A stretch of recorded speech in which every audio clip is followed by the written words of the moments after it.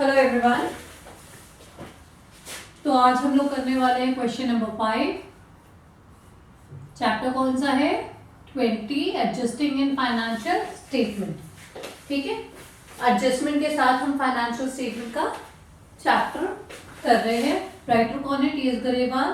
Page number 220.68। ठीक, तो इसमें ट्रायल बैलेंस दिया हुआ है और हमें अब उसके बेसिस पे क्या बनाना है? ट्रेडिंग पीएल और बैलेंस शीट। ठीक है, तो अब हम स्टार्ट करते हैं। सबसे पहले ट्रेडिंग में क्या क्या चीज जाती हैं हम वहां से शुरू करेंगे। ठीक है, स्टॉक दिया है ऑन 1 अप्रैल 2020। 1 अप्रैल 2020 का मतलब ओपनिंग स्टॉक, और ओपनिंग स्टॉक कहाँ जाता है? ट्रेडिंग में जाता है, तो हम ओपनिंग स्टॉक डाल देंगे। ठीक, दैट इज 25,000। देन फर्नीचर कहाँ जाता है? बैलेंस शीट में। चलो ऐसे कर लेते हैं आज कि जो जो चीजें जहां जाती हैं वहां पर लिख देते हैं। Okay, then plant and machinery. Again plant and machinery भी बैलेंस शीट में जाएगा।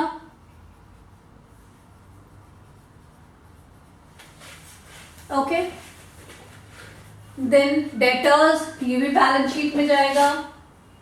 जगह क्यों छोड़ रही हूं मैं? क्योंकि अगर कोई एडजस्टमेंट होगा तो वो हमें करना होगा। ठीक है, वैसे बेटर वे तो ये है कि आप ट्रेडिंग की सारी चीजें लिखो, सेलेक्ट करो, फटाफट से टिक करो और ट्रेडिंग बना के और ग्रॉस प्रॉफिट निकालो। स्टेप बाय स्टेप चलो, वो ज्यादा बेटर वे होता है। ठीक है, देन वेजेस आएगा आपका ट्रेडिंग में। ओके, वेजेस ट्रेडिंग में आएगा। वेजेस इज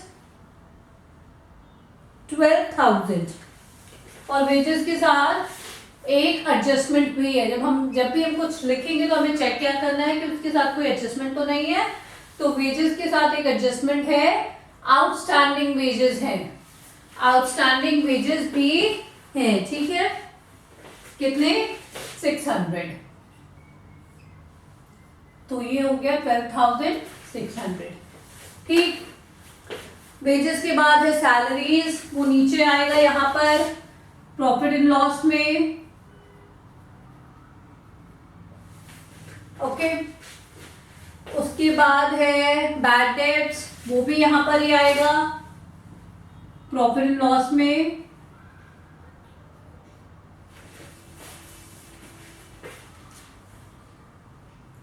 देन परचेजेस कहाँ आता है? परचेजेस आता है ट्रेडिंग में। मैं प्रॉफिट एंड लॉस का पार्ट नीचे लिख रही हूँ, ग्रॉस प्रॉफिट के बाद वो डिवाइड हो जाता है। परचेजेस आता है ट्रेडिंग में। ठीक है, ये साइड है ट्रेडिंग का। तो परचेजेस का अमाउंट कितना है? 1,20,000। 1,20,000 परचेज जब भी हम लिखेंगे तो हमें चेक करना है दो चीज, कि कोई एडजस्टमेंट तो नहीं दिया है परचेज से रिलेटेड। दूसरी चीज क्या, कि कोई परचेज रिटर्न तो नहीं है। तो इस क्वेश्चन में परचेज रिटर्न दिया हुआ है। परचेज रिटर्न का नाम बदल दिया है, बस क्या लिखा है? Returns outward. Returns outward.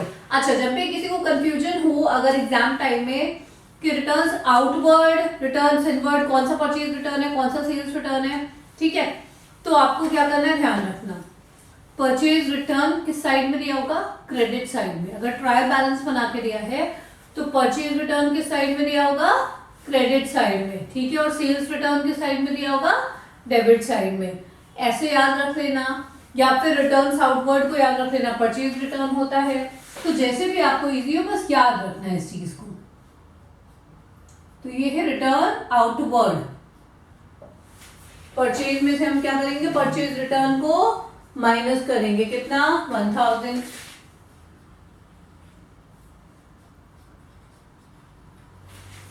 ठीक, यहां तक बात क्लियर है सब कुछ? अब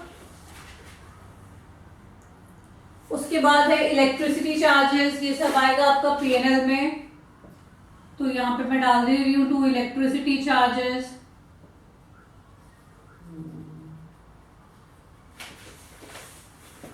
ठीक है, टेलीफोन चार्जेस डाल दूं।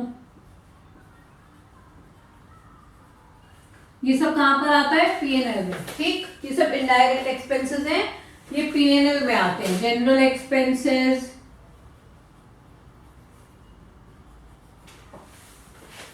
देन पोस्टेज एक्सपेंसेस,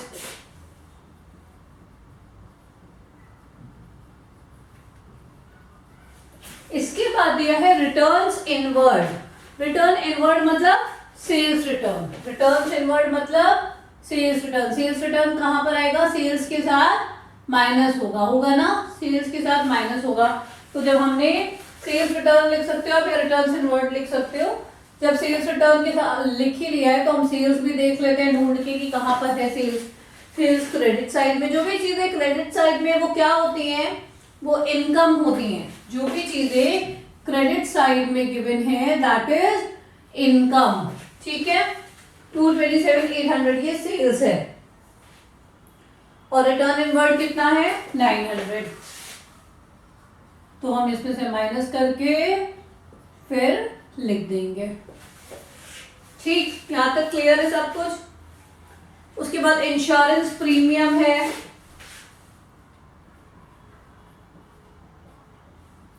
तो हमने क्या किया? हमने सारी चीजें जो जहां पर जाती थी पहले वो डालना स्टार्ट कर दिया। Then cash in hand. Cash in hand क्या होता है? कैश इन हैंड एसेट होता है, तो एसेट में जाएगा। कैश एट बैंक दिया है। इसके बाद इन सब के अमाउंट अभी मैंने नहीं लिखे हैं, अभी मैंने सिर्फ ट्रेडिंग के अमाउंट लिखे क्योंकि मैं पहले ग्रॉस प्रॉफिट निकालूंगी। ठीक है, अब क्रेडिट साइड में आते हैं। सेल्स हमने लिख लिया। Then commission. कमीशन ये क्रेडिट साइड में दिया है, मतलब क्या है? कमीशन इनकम है ना, क्रेडिट साइड में है मतलब कमीशन रिसीव किया हो गया होगा, और ये इनकम है, ये P&L में आएगा, P&L की क्रेडिट साइड में आएगा। ठीक है, रिटर्न्स आउटवर्ड हमने कर लिया। परचेज रिटर्न जो था वो रिटर्न्स आउटवर्ड है। Then creditors. Creditors is the liability, तो क्रेडिटर्स लायबिलिटी साइड में जाएगा। ठीक, एंड कैपिटल। भाई अब ये काम तो हम बाद में करेंगे, पहले हम ग्रॉस प्रॉफिट का काम करेंगे। हमने सारी चीजें क्वेश्चन से रिलेटेड डाल दी है। ठीक, अभी ट्रेडिंग में हमने सब कुछ डाल दिया। बचा क्या? बचा है यहाँ पे बाय लिखना आप लोग, है ना। बाय एक चीज बचा है, वो क्या है? Closing stock. क्लोजिंग स्टॉक जो कि नीचे एडजस्टमेंट में दिया होता है, तो वो क्लोजिंग स्टॉक बचा है। कितना है? That is 7,000। ठीक, अब क्या हो गया आपका? आप इसको बड़े प्यार से टोटल कर लो और निकाल लो क्या? Gross profit. क्रेडिट साइड में से डेबिट साइड को माइनस करके निकाल लो ग्रॉस प्रॉफिट। ठीक है, पहले तो टोटल कितना आ रहा है? 233,900। This is your total. अब इसमें से इधर का टोटल माइनस कर दो तो आपका आ जाएगा क्या चीज? Gross profit. Alright, gross profit आ रहा है 77,300। करके चेक कर लो, यही आ रहा है। ठीक है, फिर इट्स डन। देन अब हम आते हैं प्रॉफिट एंड लॉस की तरफ। ग्रॉस प्रॉफिट निकल गया 77,300। आप लोग करके चेक करो, ये आ रहा है ग्रॉस प्रॉफिट। ठीक है, मैंने ऑलरेडी किया हुआ है। देन ये ग्रॉस प्रॉफिट अब कहां पर आएगा? वेट, ये कमीशन में थोड़ा सा नीचे कर देती हूँ, इसीलिए मैं पहले से नहीं लिखती हूँ। स्टेप बाय स्टेप चलना सही होता है, क्योंकि उसके लिए हमें किसी का स्पेस नहीं छोड़ना पड़ता है, हम डायरेक्टली करते जाते हैं। तो बाय ग्रॉस प्रॉफिट, अब ये ग्रॉस प्रॉफिट आएगा यहाँ पर। ट्रांसफर होता है प्रॉफिट एंड लॉस में, है ना, ब्रॉड डाउन। यहाँ कैरी डाउन होता है और यहाँ पर ब्रॉड डाउन होता है। तो कितना था ये? 77,300। ठीक, इतना समझ में आ गया। ट्रेडिंग अकाउंट बन गया, ग्रॉस प्रॉफिट आ गया। अब आ जाओ प्रॉफिट एंड लॉस अकाउंट पे। ठीक है, हमने जो जो डाल रखा है वो देखते जाते हैं। इलेक्ट्रिसिटी चार्जेस, इलेक्ट्रिसिटी चार्जेस है 1200, और ये भी साथ में चेक करते जाना कि इसके साथ कोई एडजस्टमेंट तो नहीं है ना। तो इलेक्ट्रिसिटी चार्जेस के साथ कोई एडजस्टमेंट नहीं है। उसके बाद है सैलरीज, 20,000 सैलरीज है, और साथ में आउटस्टैंडिंग सैलरीज है 1400 की। 20,000 सैलरीज है और साथ में 1400 आउटस्टैंडिंग सैलरीज है, ठीक है। तो ये हो गया सैलरीज। बैड डेब्ट्स है 1000, telephone charges 2400, general expenses 3000, postage expenses 1800, ठीक है। और इंश्योरेंस प्रीमियम है 1500 और इंश्योरेंस प्रीमियम के साथ एक एडजस्टमेंट है कि 200 इंश्योरेंस प्रीमियम एडवांस है। तो जो चीज एडवांस या प्रीपेड होता है उसे हम क्या करेंगे, सबट्रैक्ट कर देंगे, ठीक है, क्योंकि हमें सिर्फ इस ईयर के एक्सपेंसेस जोड़ने हैं। अगर एडवांस कोई है आगे के साल का तो वो हम नहीं जोड़ेंगे, ठीक है। तो 200 इज एडवांस की एडजस्टमेंट पे लिखा हुआ है तो हम 200 को सबट्रैक्ट कर देंगे और यहां पर आएगा 1300, ठीक। कमीशन का अमाउंट देख लो 500। अब जो ट्रायल बैलेंस बना के दिया है क्वेश्चन में उसमें से हमने सब कुछ कवर कर लिया, लेकिन अभी हमें चेक करना है कि एडजस्टमेंट में से कुछ रह तो नहीं गया है। तो एडजस्टमेंट में देखते हैं कि क्या रह गया है।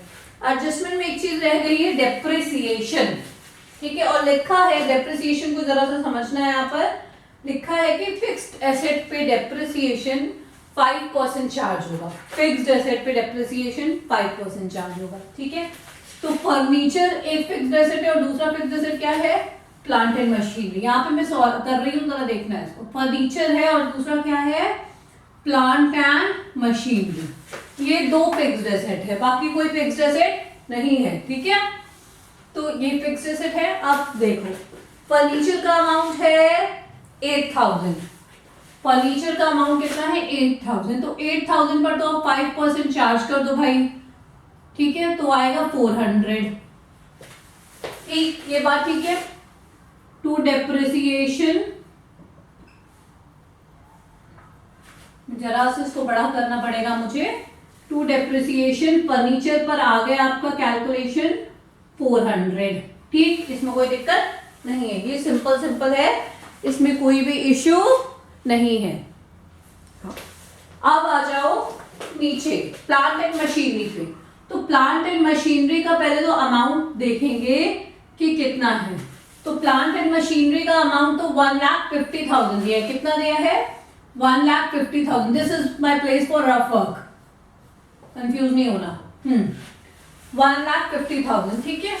लेकिन इस प्लांट एंड मशीनरी के साथ एक एडजस्टमेंट और दिया हुआ है, उसको देखो क्या दिया है कि plant and machinery includes machine purchase for 10,000, machine purchase for 10,000 on October 1st 2020। मतलब कि 1,50,000 का प्लांट एंड मशीनरी था, ये बात एकदम सही है। लेकिन उसमें एक 10,000 का मशीन ऐसा है जो अभी 6 महीने पहले यानी अक्टूबर में ही खरीदा गया है, ठीक है। अब आपको डेप्रिसिएशन चार्ज करना है, तो आप 1,50,000 में से जो ये अभी 6 महीने पहले खरीदा गया है इसको तो पहले हटा दोगे। क्यों? क्योंकि इस पे तो सिर्फ 6 महीने का डेप्रिसिएशन लगेगा ना, बाकी जो एसेट्स हैं उस पे पूरे साल का डेप्रिसिएशन लगेगा, पर इस पे सिर्फ 6 मंथ्स का। अक्टूबर से लेके आप ये मार्च 31 मार्च को बना रहे हो, तो अक्टूबर नवंबर दिसंबर जनवरी फरवरी मार्च 6 मंथ्स का डेप्रिसिएशन किस पे लगेगा, जो ये 10,000 का है जो अभी अक्टूबर में खरीदा गया है, ठीक। तो 1,50,000 टोटल है प्लांट एंड मशीनरी, जिसमें से ये अभी रिसेंटली खरीदा गया है, तो इसको माइनस करो तो कितना आया 1,40,000। इस पर आप पूरे साल का आराम से 5% निकाल लो। तो इस पर क्या करना है आपको 5% निकाल लेना है। तो ये आ गया आपका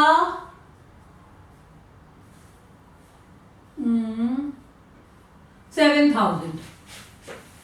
1,40,000 पे आपने 5% निकाल लिया पूरा 7,000, ये ठीक है, इसमें कोई दिक्कत नहीं है। अब इस 10,000 पे भी डिप्रिसिएशन लगेगा, लेकिन 6 मंथ्स का ही लगेगा, पूरे साल का नहीं लगेगा, ठीक है। तो इस 10,000 पे डिप्रिसिएशन देखो, 10,000 पे 5%, और 6 मंथ्स का तो क्या हो जाएगा 6/12 हो जाएगा 6/12। अब कर लो फटाफट से इसको। तो ये आया 250 रुपीज। कितना? 250 रुपीज। यानी प्लांट एंड मशीनरी पे जो टोटल डेप्रिसिएशन आया वो कितना आया? 7000 प्लस 250। बात समझ आई मेरी? कि मैंने पहले क्या किया कि 10,000 को हटा दिया क्योंकि वो अभी रिसेंटली खरीदा गया था। 1,40,000 पे हमने पूरे साल का डेप्रिसिएशन निकाल लिया 5% का, तो आ गया 7,000। जो भी रिसेंटली खरीदा गया था उस पे 5% तो लगेगा, लेकिन कितने दिन के लिए लगेगा? सिर्फ 6 मंथ्स के लिए, क्योंकि वो अक्टूबर में खरीदा गया है। तो 6 मंथ्स का डेप्रिसिएशन लगाएंगे तो कितना आएगा? 250। तो प्लांट एंड मशीनरी पे आपका डेप्रिसिएशन जो लगेगा 7,000 प्लस 250, तो 7250। ठीक है, ये टोटल डेप्रिसिएशन आपका आएगा और फाइनल अमाउंट आपका बाहर आएगा, दैट विल बी 7650। आ गई बात समझ में? बस इसमें यही थोड़ा सा एक ट्रिक था और कुछ भी नहीं था। अब आप आराम से नेट प्रॉफिट निकाल लोगे, बड़े आराम से निकल जाएगा आपका नेट प्रॉफिट। टोटल करोगे आप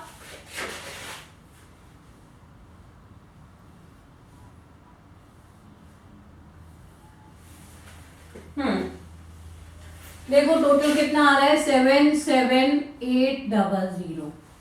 ये तो टोटल आ रहा है। और अब नेट प्रॉफिट आप क्रेडिट में से डेबिट के टोटल को माइनस करोगे, जब इधर का टोटल करोगे आप तो देखते हैं कितना आता है।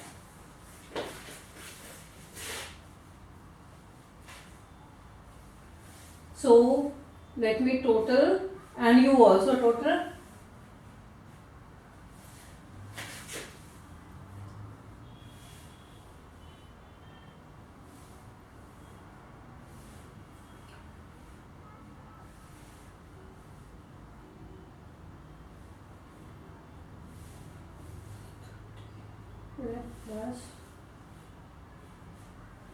तो ये जो टोटल आ रहा है डेबिट का, ये मैं रब कर रही हूं अब।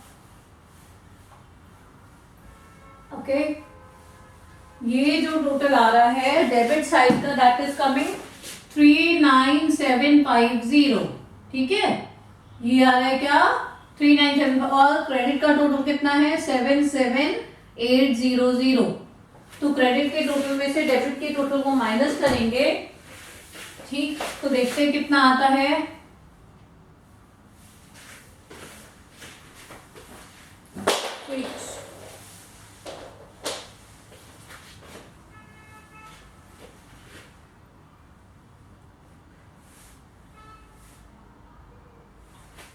तो ये आएगा आपका 38050।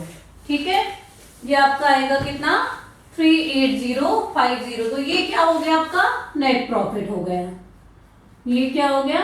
नेट प्रॉफिट हो गया 38050। नेट प्रॉफिट कैरेट डाउन, ये आपका बन गया पूरा। इसको अच्छे से बॉक्स में कवर करना है ना।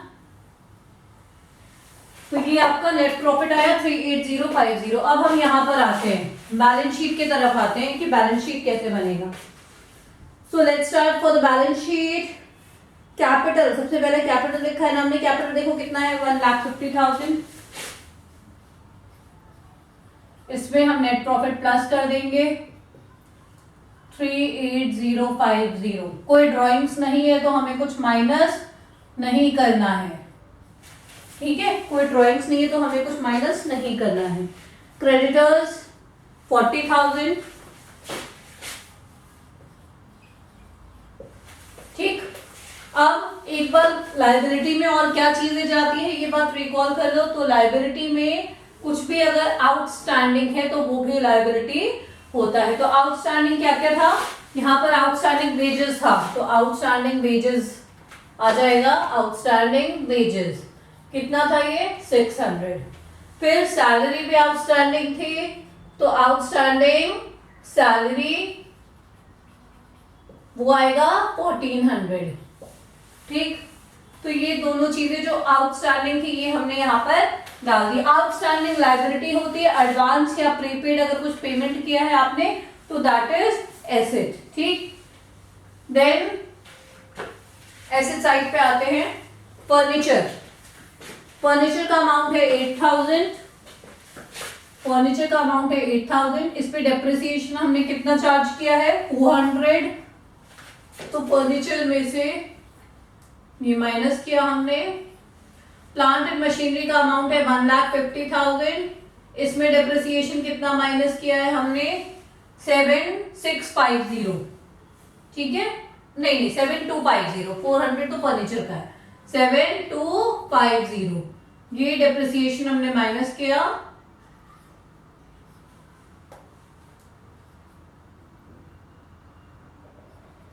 वन 1,42750, ठीक है, 1,42750। देन अब आ जाओ आगे, क्या चीज है, डेटर्स। डेटर्स है 30,000, cash in hand, cash in hand है 2500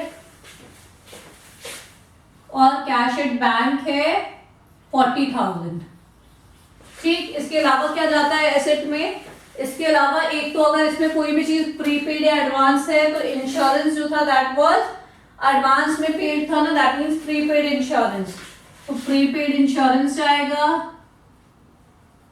200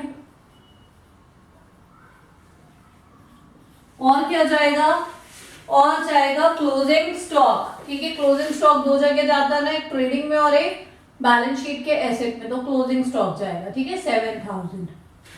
अब आप इन दोनों को टोटल करो कि आपका टोटल कितना आ रहा है,